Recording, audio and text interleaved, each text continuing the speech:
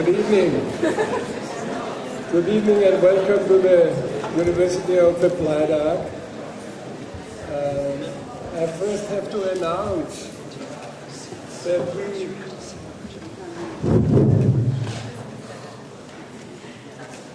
we have to announce that from fall or this year on, this school will have a master program.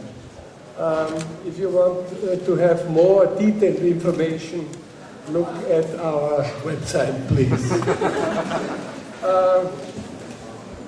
I just came from a meeting with our Herrn Bundespräsident, with the President of Austria, where a lot of artists are writing now and articulating a communique for liberating IoA in China. And I would propose that our school would do a communique as well.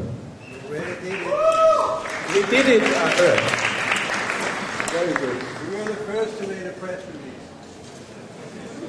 When? Okay. Zaha. Ich habe gerade I recently saw two very impressive buildings of Zaha's office. The one is the Maxi, the Museum of Modern Art in Rome, and the other one is the Opera building in Guangzhou in China. I think that the Maxi is not a museum for modern art, it's rather a kind of museum for liquid space. And the auditorium in the Guangzhou Opera building is a space where I think all of us would be able to hear the color of architecture. Not only the sound of the music, but also the color of architecture you would be able to hear there. These two buildings are for sure intelligent poles in the desert of simplicity of our world. And I think they are opponents against superficial way of thinking. In the last 20 years, I think architecture was a promise. And I have to thank Zaha to keep this promise up with every of her buildings. Zaha, thank you very much.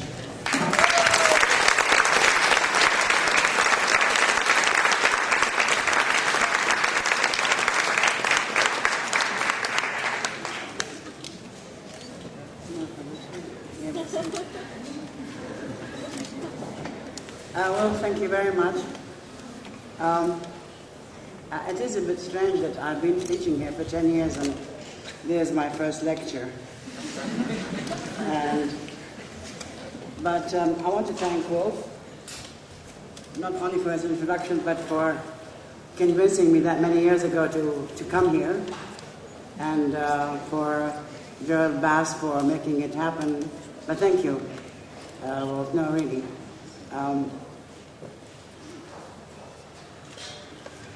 I won't tell my history with Vienna. I have a long history with Vienna from the age of, 7 maybe. I didn't like it when I was young.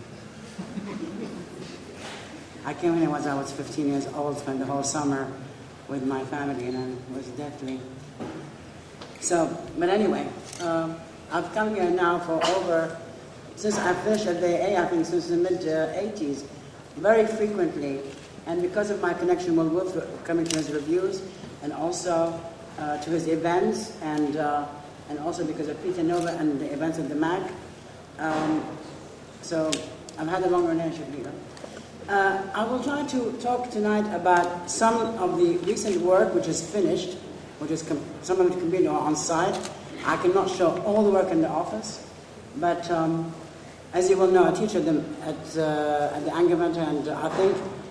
And I really am not doing propaganda here. Some of the work in the school here is some of the best work I've seen anywhere, and I think because there's continuity, and I think that because there was, we all have tremendous amount of people who are great assistants, not only assistants but great teachers, and I think it's a very kind of privileged school in that way, and I really think for me it's been a tremendous experience in terms of the product of the work, because when I teach in America, it's like for 3 months or 4 months or even a year, you don't have the same impact you have, or the work has, when you have continuity.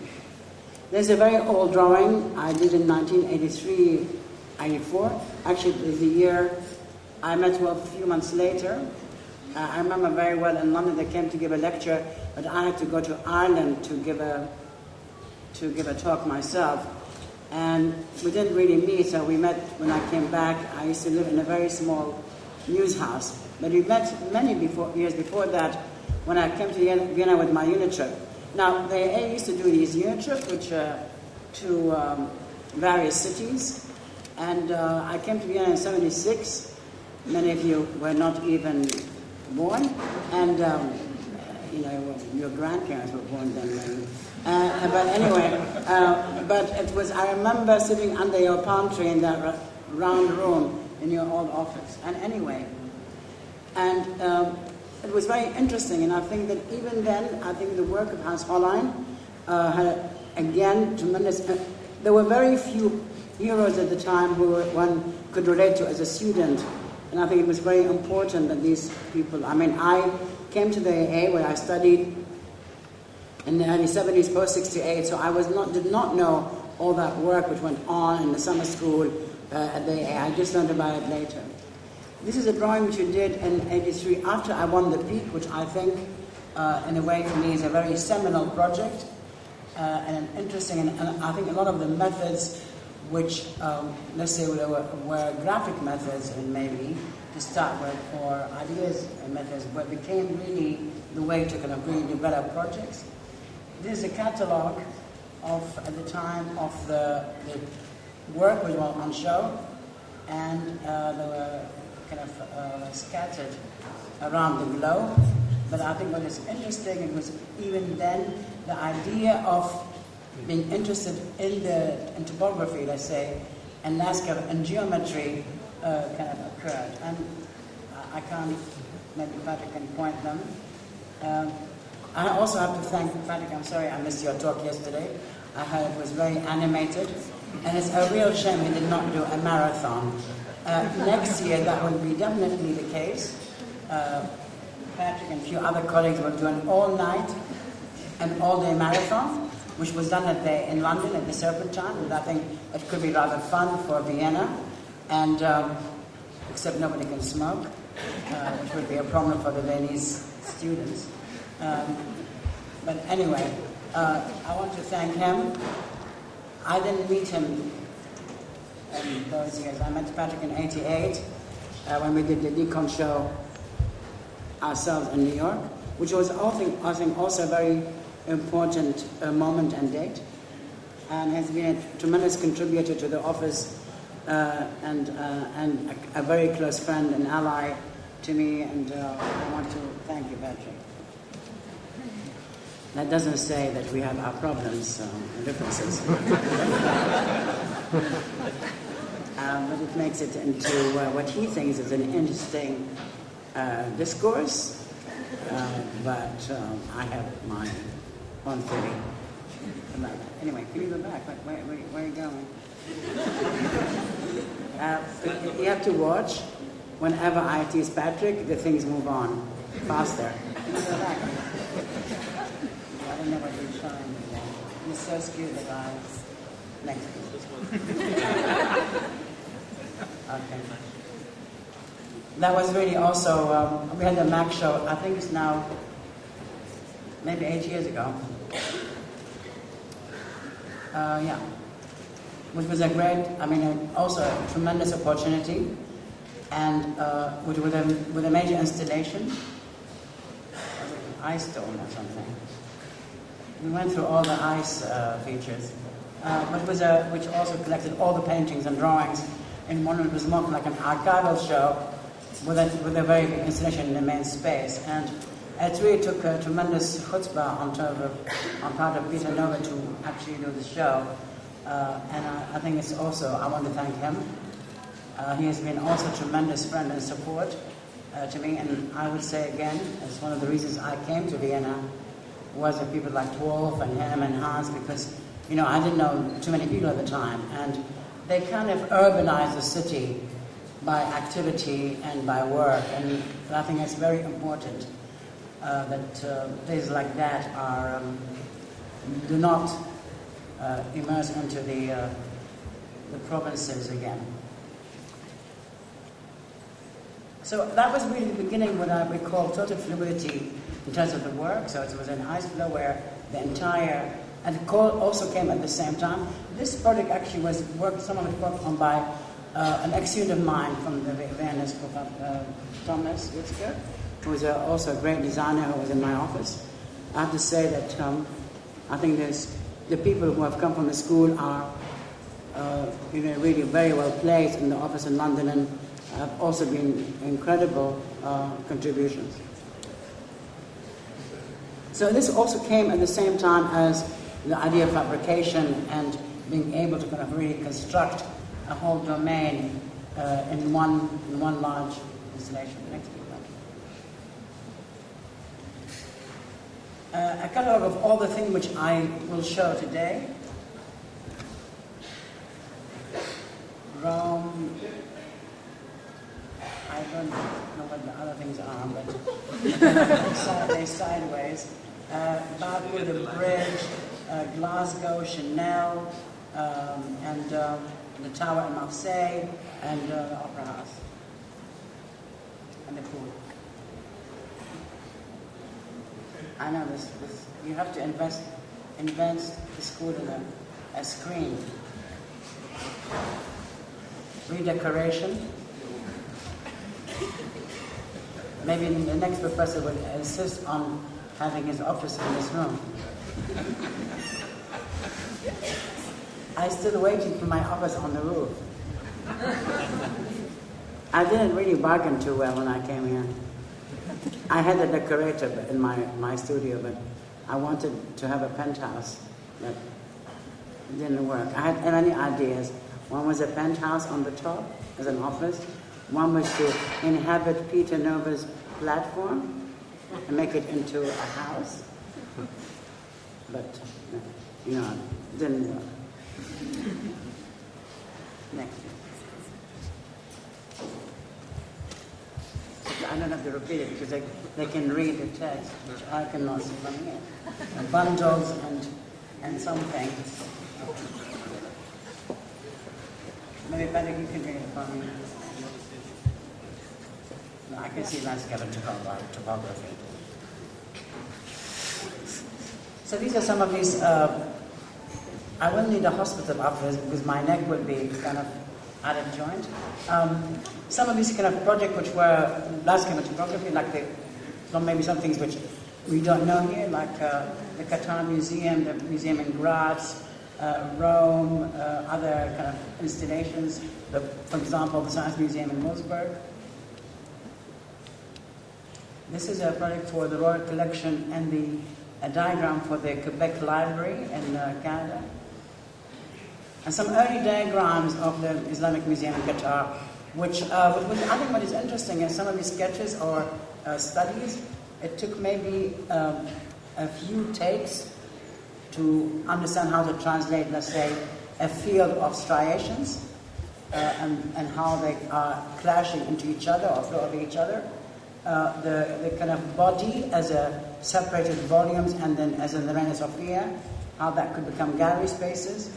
The Citadel as a project for a museum in Qatar, where it starts, where I used to do kind of planning with gradation, so how to grade space from very small spaces to very large spaces, then translation of the topographical landscape in terms of the library as a kind of a tree of knowledge, and how these, in a way, valleys, which are the reading rooms, with crevices in between, become the root of enlightenment, in a sense. So the roots of the staircases are between these crevices. And these kind of ideas really emerge later on in the built work, and there's a kind of crevices between these volumes, or the idea of a very large volume encompassing many different programs, almost a city on its own in one continuous volume.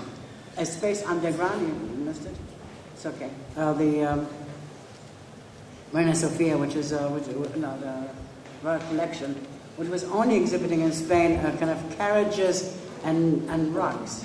But the idea that you can really stick out like a teaser, like a tongue, out of the ground to bring you into the cave below. And it's the idea of carving also emerged in this project, not only in the way you carve the earth to prepare it for a program, but the method of way we did all the models, where it was like strata, where it's cut. I think that some of the people in the office, like Eddie, who is now in Korea, working on a project there, had to cut this thick plastic by hand, for a month. And these are really also, what I'm saying is that these kind of graphic explorations became the project, and that's why I think it's very kind of exciting for me. So they would emerge again somewhere, somehow, in a built form. Thanks, please.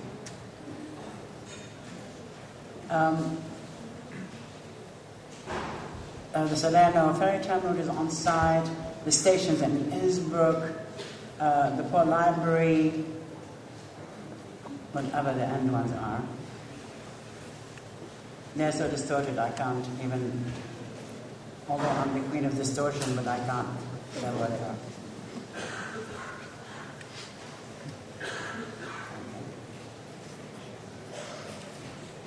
Again, I think even the middle project, which was Guadalajara, it sailed away, Guadalajara. There was the only funny thing about the Guadalajara experience, that when we went there, the client had to get the biggest ever flag on Earth, matching that of the Americans when landed on some planet. And this poor soldier who was unraveling this flag got caught in it and was lifted off the ground inside the flag. This is not like the Alibaba and the flying carpet. It was some sort of unflying carpet. Anyway, this is at the museum, the library here in Vienna. So this idea of the clusters will also come to fields. From very early drawing to the right, close to me here, of the penthouse studies of London, so looking at all the London rooftops, to the field of the graphics on the car park over Strasbourg, to all the master plans in different cities, from Bilbao to Beijing to Singapore, Istanbul.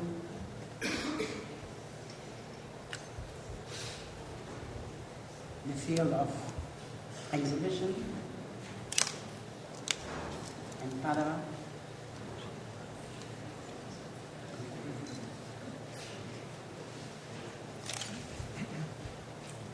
Okay, well, Rome.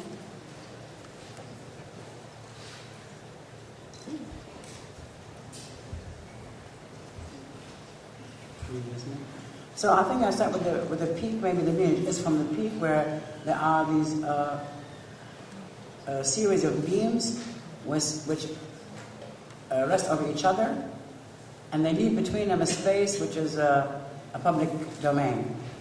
So the story of the kind of really how you would either you can always make a space of carved space, carved into, in this case, carved into the rock, to replace it by these new program. How you can actually also maybe critique the program, which was a club. And if you say that, I want to make all the project into buildings into one, and the idea of the space of suspension, where the whole of void is like these buildings are suspended within, as if almost like planets of their own, but also the adjacency between the library at the time inside the space to the swimming pool to the motorway, this kind of closeness of different, very different, diverse entities being together. Studies of the Vitra fire station, that it kind of forms a void, again a carve in the factory domain, and with that also looking at these kind of volumes which intercept or dissect each other,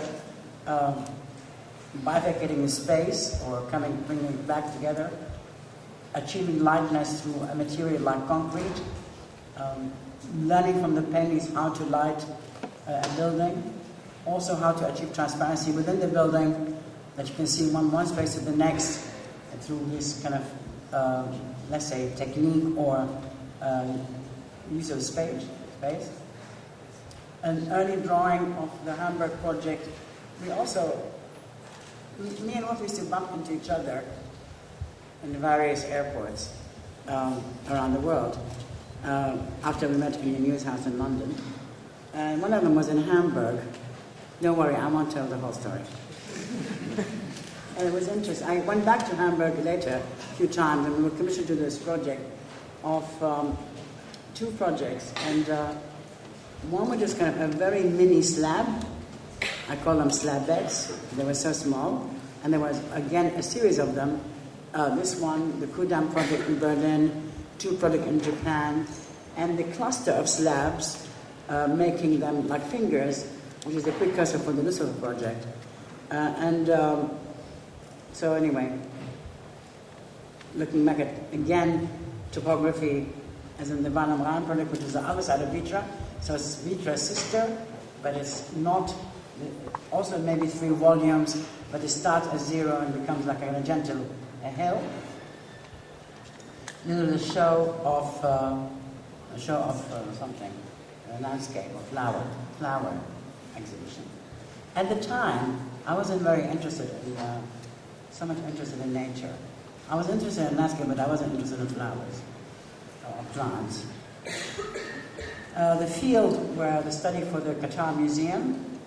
So this is one of many, many studies about these colliding volumes, or of a series of, but in this case, striated, but really at the time, we did not know how it could be interpreted. BMW, again bifurcating volumes. The library here, where these volumes rest over each other or they aggregate like a jigsaw. Again in Cincinnati. Some of these interiors of the library. Wolf has a story about this, but I don't. Okay. Going back to Rome, the idea of the striated fields and how they stem from one at the beginning. So the site in Rome was an industrial site, was built as a factory in 1904. I don't know where you're going, but... Network of... I know, but can you go back because network of affiliations.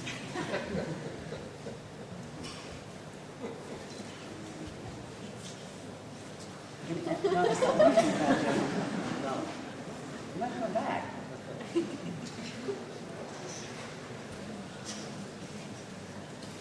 Okay, next week. No, can you go back? It's not his fault, it's jumping, but I know it's his jumping. The BMW, let's show. Anyway, similarities to Rome. Strasbourg car park. The field, it's slightly tilted, but it's added distortion because the field is tilted and the car parking spaces are also at a geometrical kind of curve. And of course the shadow is like the drawings. The shadow is white as opposed to black. It's like painting white on black. Okay, we got it right.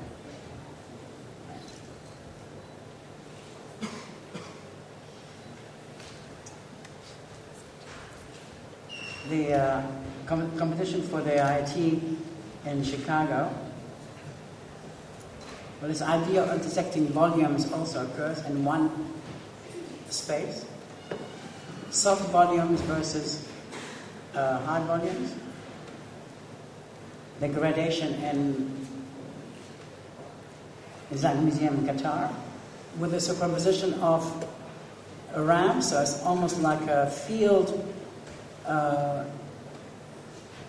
with almost like motorways, but it becomes the way you move from one space to the other, up and down these spaces. The field, as in Rome, we're looking at the side, which is an L-shaped side, and we had many studies before where you operate parallel to the street, perpendicular to the street, and when we began to emerge as a diagonal, which is from the outside, and that really disturbs the earlier composition and making it all kind of really confluent together. And how the flow occurs from the front, squeezed by the two existing buildings, so that we decided to keep one or two buildings to kind of almost squeeze that side, and then the flow, almost like streams, would flood the side. So the main galleries are all the major streams, and the minor spaces are the bridges, which are the minor streams. So it's like a kind of almost like a river delta flooding the site. And as you see it from above on site, the areas which are left open are supposedly the second phase of this project, which personally I don't think would ever happen, but this is not the complete composition. That's another thing where, in these cases, the field provides you with the idea of an incomplete composition, that you can actually build it in phases or in stages. So if you build 3 of the phases without the 4th one, you can have a complete composition.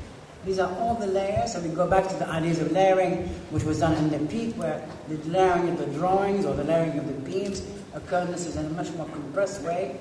So there are layers of each other, where in between you can also have cascading or sloping galleries.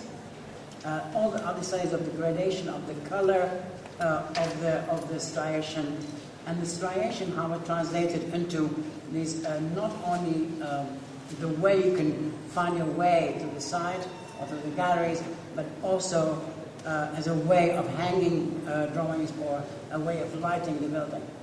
Now, the geometry also of this composition always addresses an existing geometry on the side. So wherever you are around the surrounding of this building, you have one of these facades or spaces parallel to you. And as you enter the space, under one of these minor streams, you also see the terracing of one of the galleries. So when the gallery terraces down, this is with a view outside, so you can terrace down and view out. There's the entrance obscured by a huge skull or a skeleton, not part of the design. As you walk into the space, then as you go to the main space and you go through all this kind of really serious staircases which connects you throughout the building. In the vestibule, where all the beams, all the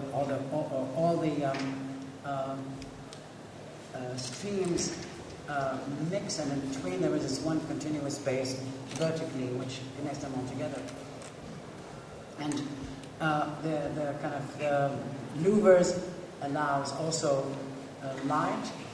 So it's a totally daily lit museum and natural light. And also that these could be also used as a way of breaking other objects. And the original competition, the museum was supposed to be a show for arte povera, which are very large pieces, which could have been hung from these rigs, brick from the ceiling. But eventually these could also be used as a way of hanging walls for paintings, as they've done with them now.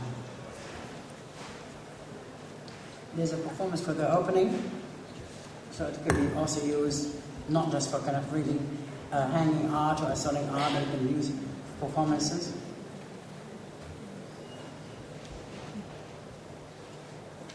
As in one view, you can see two sides of the building, or through the floor, or into the next building. So the idea that within the space itself, you can see many layers vertically and also horizontally.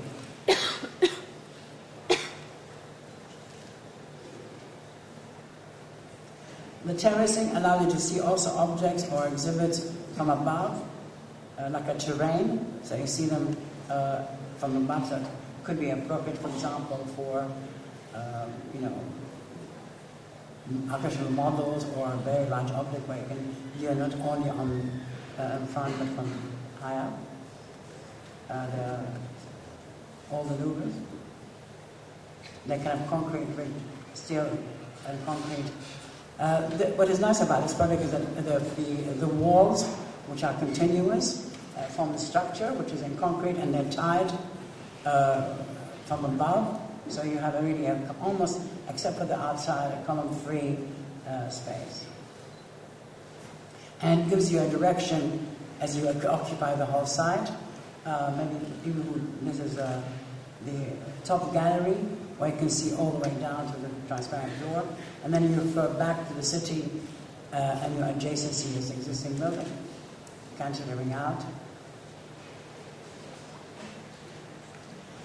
And anyway, if you flip the diagram of the Rome project, you get this project, which is a project in Montpellier, where the streams are on the edge.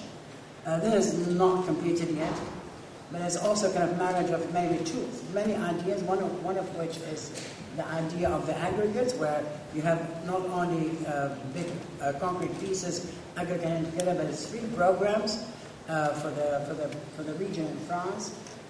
It's a governmental building. It's the main the archive, the library, and the sport offices, and with a kind of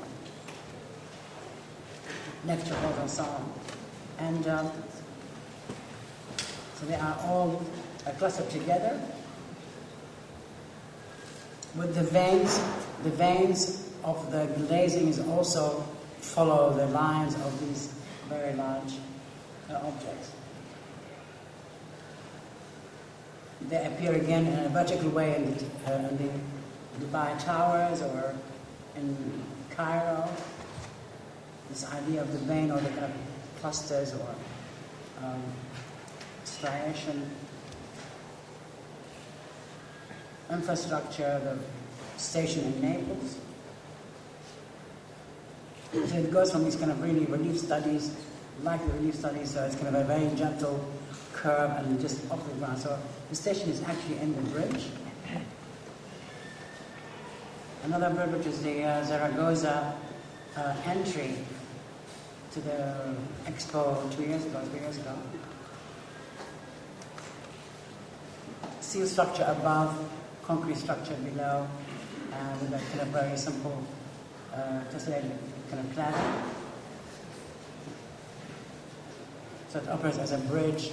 Well, it's an occupied bridge. It's a happening bridge for an exhibition.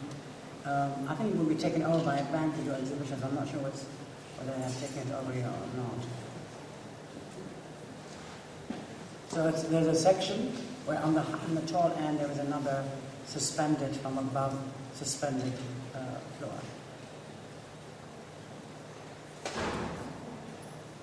And this goes back to all these other studies of bridges, of bundles and bifurcations. And there's a bridge in Paris where you have different routes following different paths.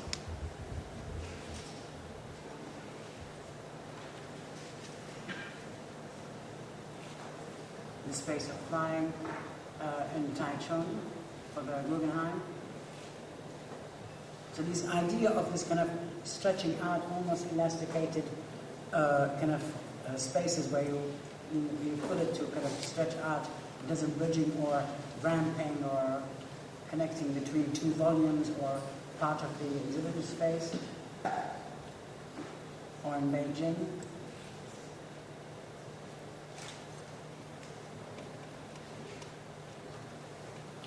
There's an installation we did for in Miami called Elastica, which was also the precursor of some of these studies. Also milled, but they're still there. What was the idea for the table for Bicha? Also milled and chromed. Well, there's two ideas. One which is the idea of the kind of the Elastica, and the kind of like lily pads on top. So it's a table made of many tables. Another similar project, which was for a show at the at Hamburg, where this was the basis for the exhibiting Henry Moore miniatures on it. So that it's a kind of a from the large scale to the very small scale.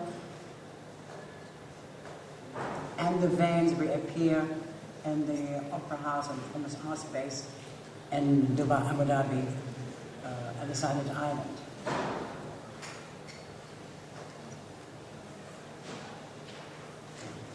The kitchen.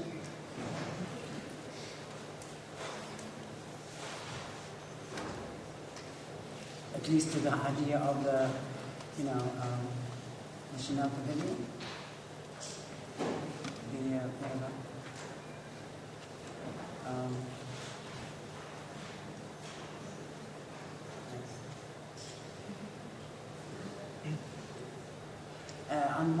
It was on top of a car park in Hong Kong. Then I went to Japan and went to New York. So it's also the idea of fabrication, and that these things are made not of flat material to be transported and shipped, but made of both like fiberglass and fabric.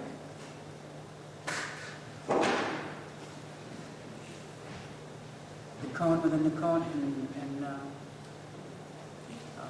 Wolfsburg. The structure. I'm not showing you Wolfsburg because I think it's been seen a lot, but that was a very also interesting how to occupy structure. So the ideas came from the bridge in Abu Dhabi. That the structure was so massive that you could actually occupy this program. And in that case, all the structure is occupied by the entrances, the theaters, the restaurants, and so on. This project, you can see it coming up to Paris in about in under a month, 2 or 3 weeks. It will be installed outside the Institut du Monde Arabe, the development project for the next 5 years. And we are having a show there of research.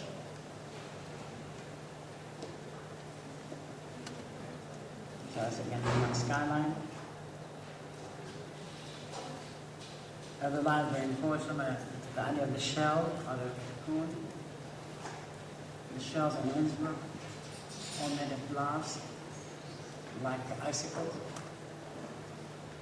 Also substructure in concrete, main structure in steel covered with glass. Flowers is here. This static scar.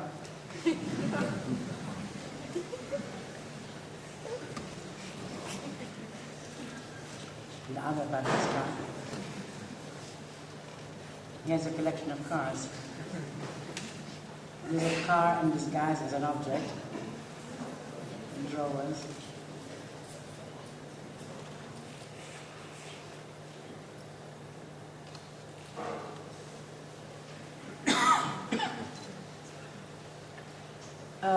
Also different theater studies for projects in Morocco.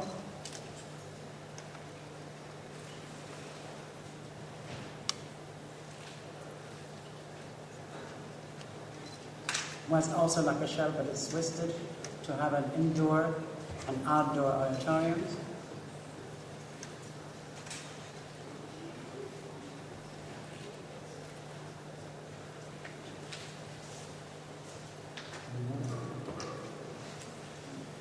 This project will be completed in about, well, it's almost done. It's the Transport Museum in Glasgow. It's on the edge of 2 rivers, which I always forget their names. I always give them even Klein, but it's Clyde and something. It is like a kind of melted shed So it's two, like a third river, because it's a metal river, but it's like a melted shed. Or folded roof.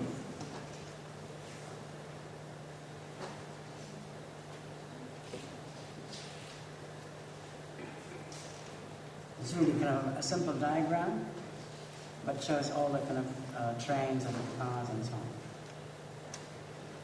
Relating to a very early project, which was the sperm table, part of the slavery for Cathcart Road, many, many years ago. And these early paintings for London.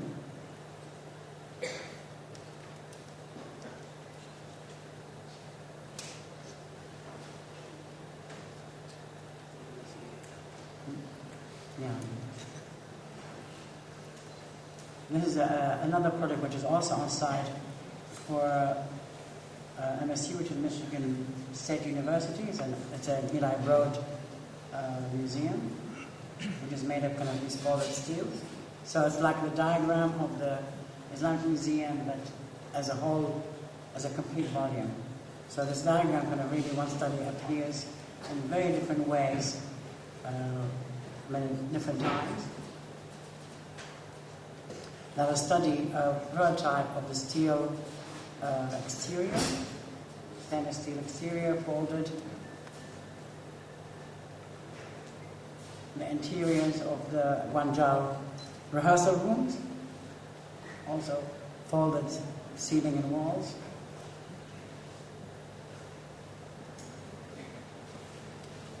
Guangzhou, the interior of the auditorium, the exterior.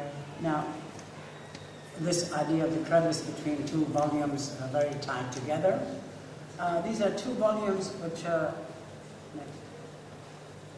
going back to the early studies of, for example, the Cardiff Opera House, one of some of the early idea of the landmass. So it's the idea of a public space as a landmass. This was in the inverted necklace, where the idea that a perimeter is all the ancillary facilities, and suspended from it are these rehearsal spaces and the main auditorium. And when we designed the main auditorium, there was a symmetry, so that the sound in the auditorium is energized, and the idea that all of this rests on a curved, or what I call bubble as a space of as a kind of topography and a public space. So in all these projects, there was always an intent to kind of really create a public or civic space. So I'm not sure how it happened, but in the presentation, this was referred to as two pebbles on the Pearl River, almost simplification of the idea. And this idea of nesting, especially in auditoriums, had come earlier in Luxembourg, where the idea of nesting or things sitting over each other or very adjacent to each other. This was a study for this, and combined with the idea of topography, so it's you almost kind of miss out on the main podium of activity, like car parking and so on. Very, very early studies of this idea of this nesting of two volumes together. So this was really, I was really staggered in China when I was there recently, because the side, when we won this competition, there was literally nothing. None of these towers existed. And I actually never thought they would exist when we opened this building, but it's extraordinary. It's extremely crowded now. And one thing which is not very obvious from this photograph is that this opera house sits in a park, so which stretches throughout almost a big part of the city, and so it's an extension of the landscape, and it's slightly higher than the ground. So these are from the outside the two spaces. As you can approach it by this large staircase, all these towers have been built, if not doubled actually.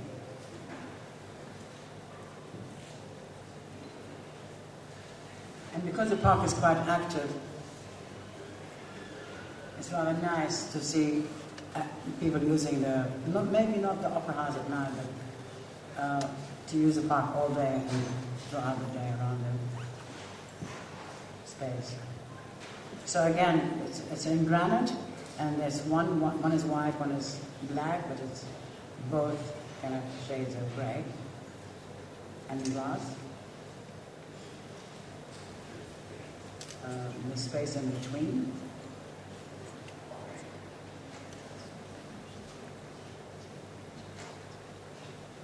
So I'll just go through the space on the outside. I'm using to approach the building.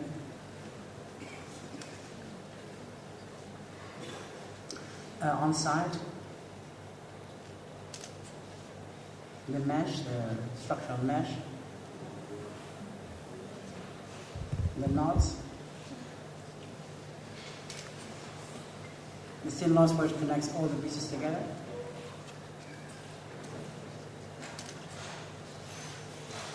Studies of all the structure. Some of the structure is cladded in stone, and some of it is exposed with glass. Go into the interiors. All the staircases, the lighting.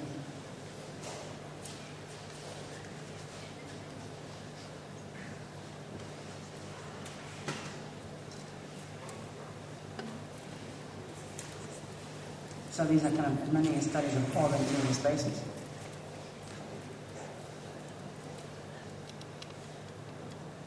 Again, opera house.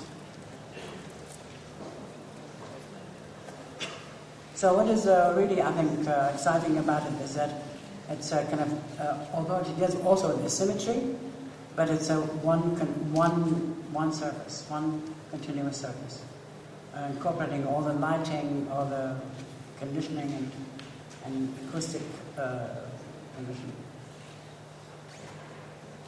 These are studies of many other interiors of many opera houses, kind of a family of opera spaces or theater spaces or conference halls. I gave a lecture in the opera. The only thing with opera is that, if you're not singing, I've given up singing.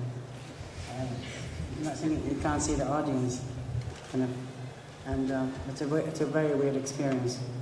Of course, they wanted to really honor me, so they surrounded me with the lilies, and I have a serious allergy to flowers like that.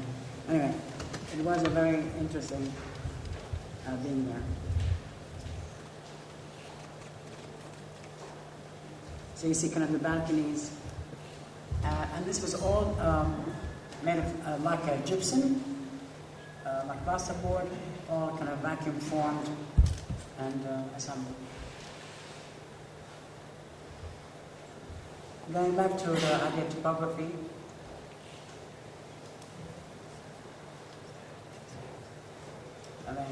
grass, Quebec,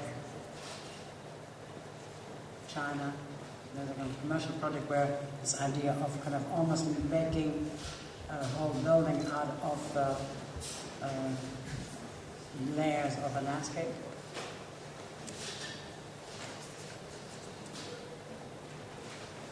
Dune formations, like the Dubai Opera House, which is on an island with the whole composition, the idea of the ensemble. So we're always oscillating between, let's say, the object and the ensemble. And ensemble. Earlier studies of the Qatar Museum as a landscape, and then like a dune. It's this is 1997, so it's 14 years ago. So the kind of gradation of space. But the only missing thing is that we don't have people anymore doing these great models. The bridge in Abu Dhabi, the second or third crossing, has been going on for so long. They've been knitting the steel work for the past 15 years. But it is a dune, like it's a kind of. And it was interesting. One of the somebody sent me a text message the other day saying he's been going up and back and forth on this bridge for the whole afternoon in a car. But it's true. It is calligraphy as landscape, as a kind of structure. So there are two buttresses, and they go up and down till they meet at the end, and they become flat as a motorway. The substructure is in concrete, and the main structure is in steel. Again, above the datum of the actual road. It's like an arch, but these buttresses are so enormous that they could be occupied, but they can't because of obviously security and so on, accessibility, and that's the idea of occupying structure came from there. Back to the Opera House. Very early project which we did maybe 20 years ago for a stadium in Abu Dhabi also, the idea of kind of really fluid space. This actually came from a study which I did maybe 25 years ago for a Triennale in Milan, which I don't have a slide up here. This idea of the kind of free-form space. And then how to go, maybe a few years to try it in the idea of a project in Cologne for the idea of land formation, which was, I think, a very critical study. How could land formation or topography replace very large, or not replace, but deal with very large scale buildings? And this was a very large site. And there was a whole period of looking into how to renovate or do with existing harbour developments. Our favorite project was in Düsseldorf, which is a sad story, but I won't go into it right now. And this was so the idea of topography as a large program. Next, this is the project in Seoul, where the idea of the park and the building are almost totally connected as if one piece, and camouflage. We've played for a long time with this idea, now you see it, now you don't.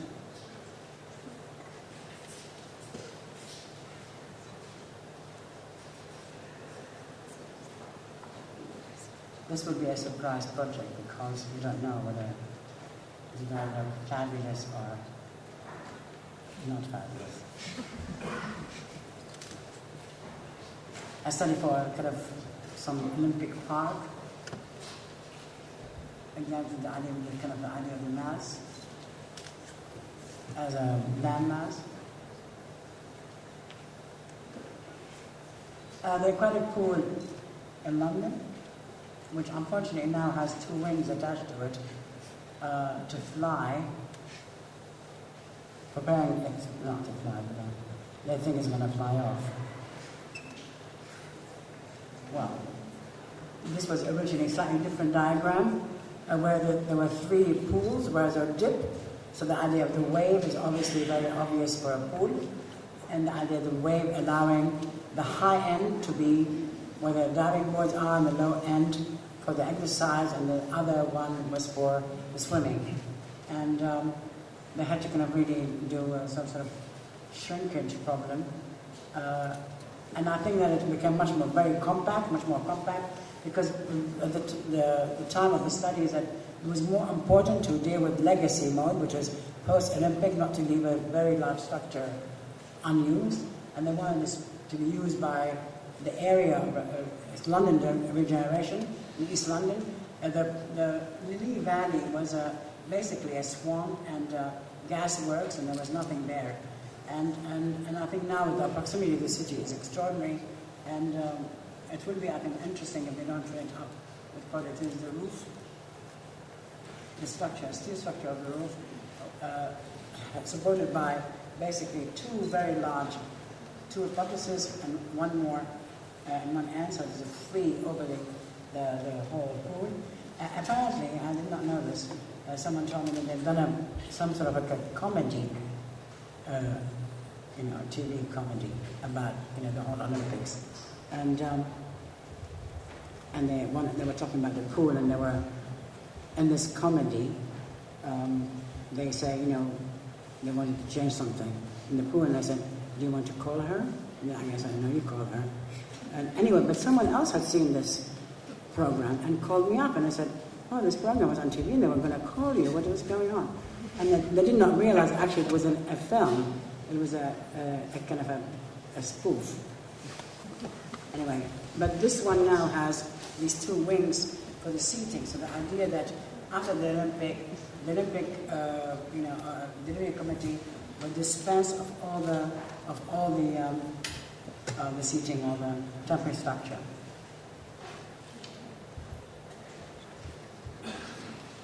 So the idea of the aqua table comes from the aquatic pool. Again, milled and fiberglass and frozen foam, and with a silicone top. Like it has dips where the legs are, and the silicone tops looks like water.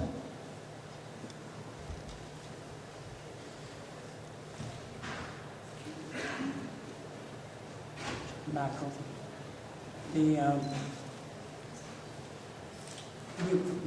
outside for a few years. And the idea of a program combining 3 programs, so it's a performance space, a library, and a museum in one space. And then it's almost like an acropolis where it sits on a high raised ground, which is a park, and that it will flow into the landscape. It is a bit like a roller coaster, the steel structure. The president wanted it in blue. There's no other reason for it to be in blue. So it's kind of a blue roller coaster.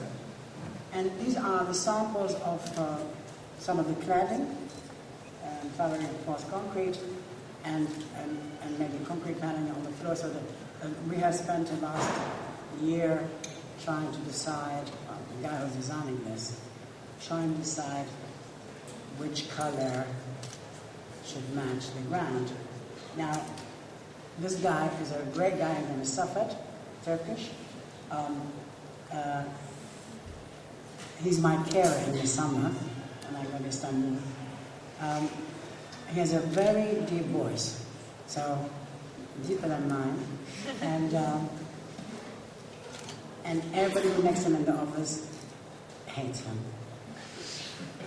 Because first he started with Patrick, and you go out and check the colors. Do you want the beige, the gray, or the light gray?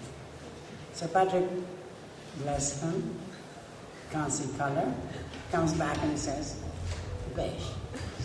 And then obviously Safed doesn't want beige.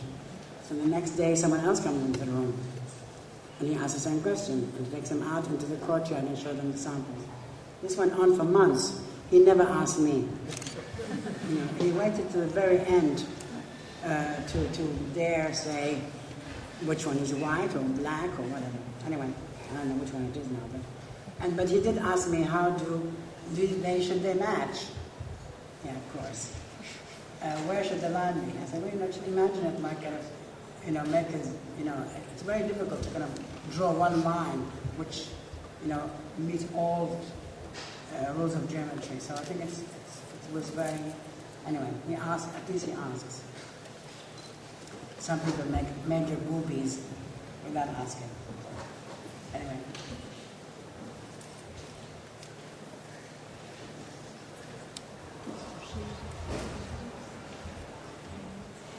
And then we're coming to the end. We're showing all the interiors. Some of the kind of, it's not the cladding, it's the,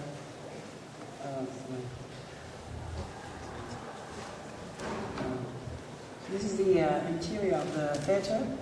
It's laminated wood, also done in Turkey. You can see the samples of these pieces where they peel off. So there's also seamless interior. studies of the wood.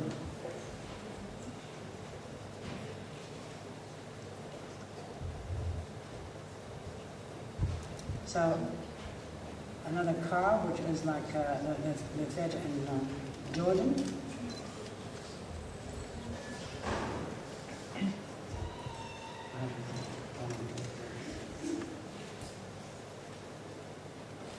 So this combination of, strata, striation, carving, performance space, all together, kind of cocooned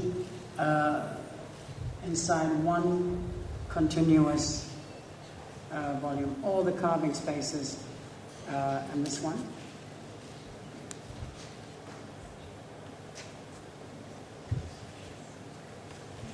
Jump off. I think he might be throwing other people off it. It's on site as well. And of course, he doesn't realize, became a sort of a threat.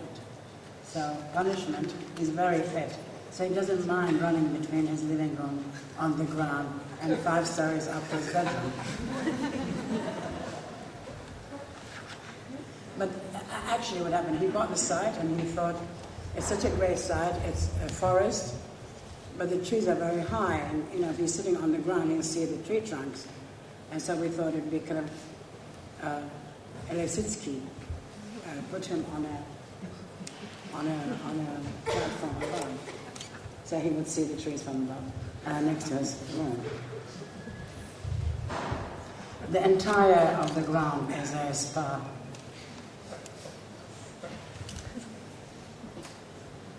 It's really beautifully done, actually. It's also all the edges are in metal. These are studies of the interiors. We have to do the interior still. So he's looking out into the trees, looking from below up to the room.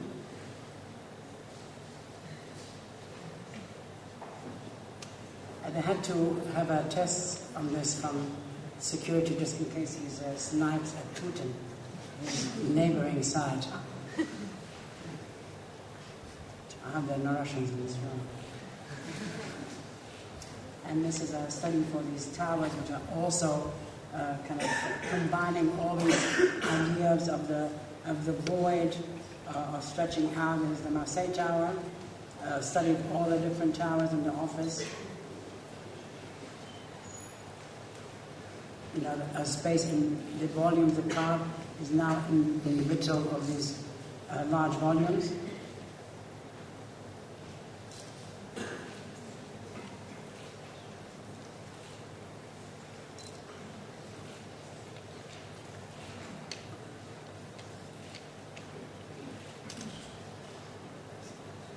We're not stopping now.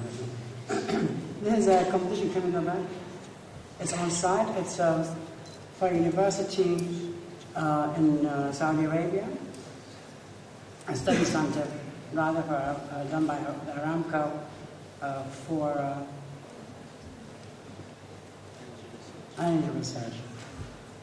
And the idea originally was that you start with one cell, but they tumble on the side, so they kind of cluster together and they fragment as they move towards the side.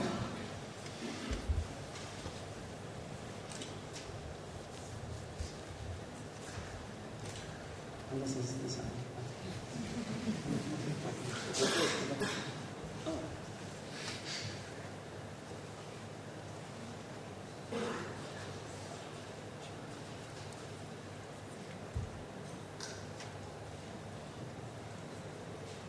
The Patrick was supposed to show that the studio is doing this book, and I was asked to show it. I'm doing propaganda again. Patrick Love forgot it. You can't blame me, Hannes. Anyway, that's it. Thank you very much.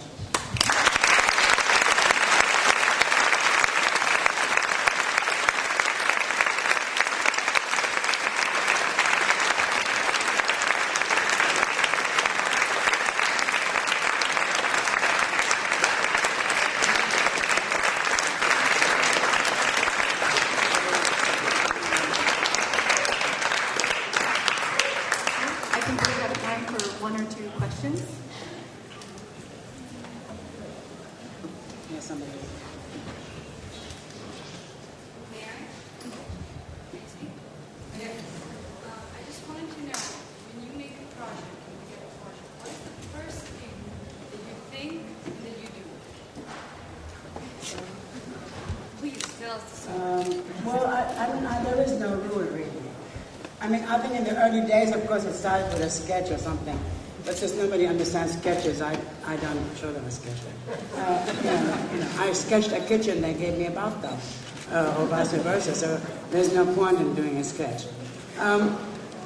So I might be fluffing about.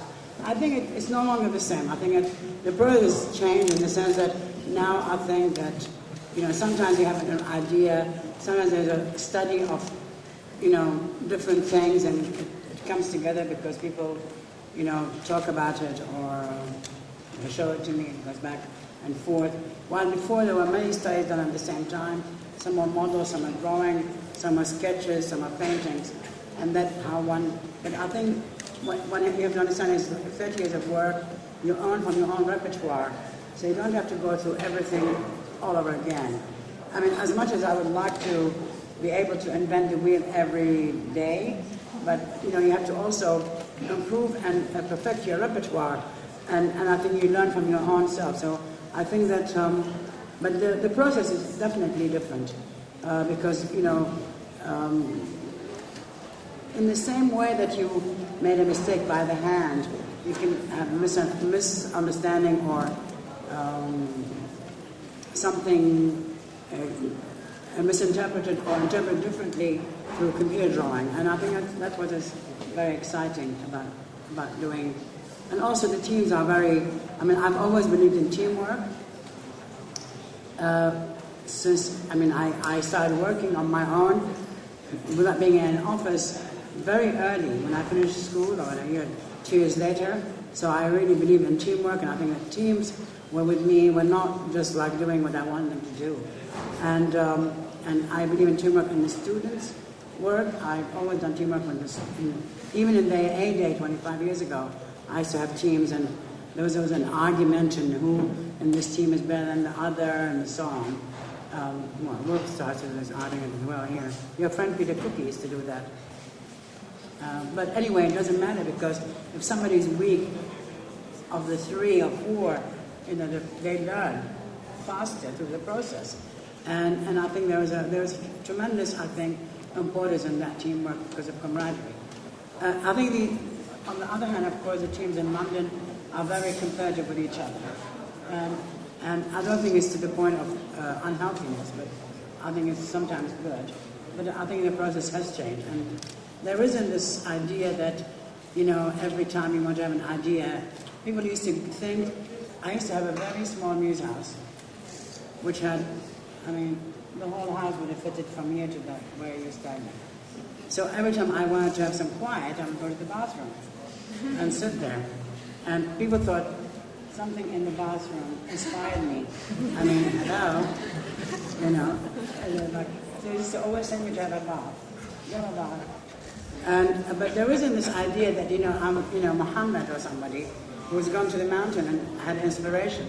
I think that there are, of course, in your life, you visit places, you come across people, you see something which triggers something, But it's neither talent nor anything is enough.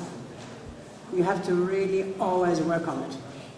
And I've known people who are very talented, ended up with no talent, and people who are not so great ended up with amazing talent because they really were. It's not about pushing yourself. It's about, really how, as long as you are conscious that you have to push your work. And I think that's really critical. And Masha is here, and who was also in London 24 years ago. And there are people in the office here, and we spent many, many times, many nights up all night. People used to come in the morning to pick up the competition that we sent. There were people kind of scattered around the room, under the table, over the table, from lack of sleep. But I think that's what it really takes in this profession. Maybe not in others. I'm sure the same in medicine or music, but in other professions. But it takes a lot of diligence. So, and I think it relies on these teams. And I think that was a good lesson for us because when you make these big projects, the teams are very enormous. I mean, there's so many, consultants, engineers, lighting, air conditioning, you name it, acoustics, material, lighting, everything. And you have to be able to, delegate and really explain to these people what the intent. I worked with an engineer in London many, many years ago called Prix. And I often mention him. And he was a brilliant man. And he taught us a lot. He taught us that it's important, it doesn't matter what you do, but you have to understand strategy. And you have to be very strategic about the decisions you make a project. And that was a very good lesson. And he was incredibly modest and generous. And these are lessons one has to always learn from these people, because their greatness is not because they're just brilliant engineers or architects, but because they're actually great people. And I don't want to sound kind of corny, but it really is. And that generosity in terms of teaching is very important.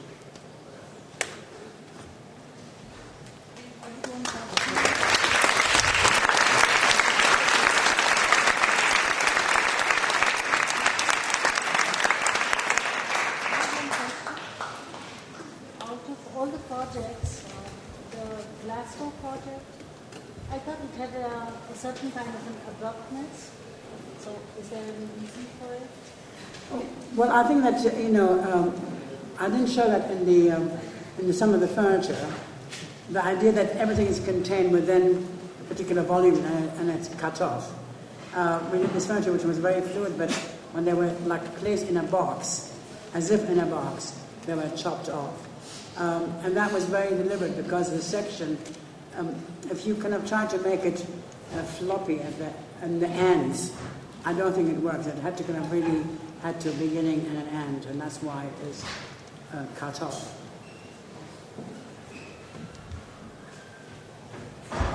That's it? Oh, more. Sorry. Whichever.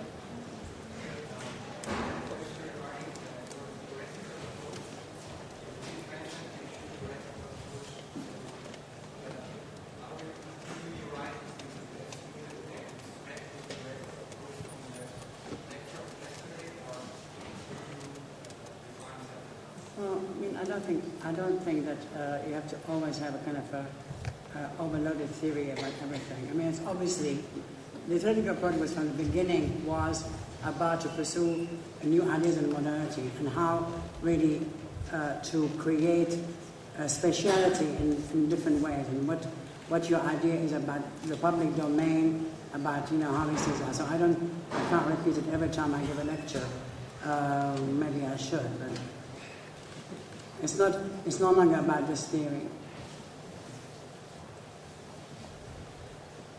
I can start the lecture again and do a marathon tomorrow morning with a different verbiage. I would like to know if there's something you could recommend as a female architect to young women who want to become, successful, or is there one key? Yeah, just work hard. Or is it There is really no other trick. I think that, and to have a total commitment, I don't mean to say that women don't have a commitment to architecture, but I think it's very important that there is continuity and there is support for women in the workplace. I know it's very difficult, even in my office, and I know it's very difficult for women to be heard, because even in my office, the men don't want to listen. That's one problem, but I know it's very difficult, the way they're treated. But I think the important thing is continuity. They have to really be either by themselves or their families or whatever, give them support to continue. Because in many cases, when there's family and children, there is a disruption. And I think that they need tremendous encouragement. And there is kind of this idea that women can only do a domestic project. And that's really ridiculous. They do the same thing in my office. A house, find a girl to do it. It's just the most You know, really, it's like, you know, a man is not a man if he does a house. I mean, it's absurd, but I think it needs support, you know, and this comes in from very young age, you know, whether it's your parents, the parents, or the school, or your teachers. But I think that women are emancipated enough. They have to, without being over pushy, find a place for themselves. And I think there is incredible opportunities. And they have to believe in their own talent, you know, and not, you know, allow others to only lead without them.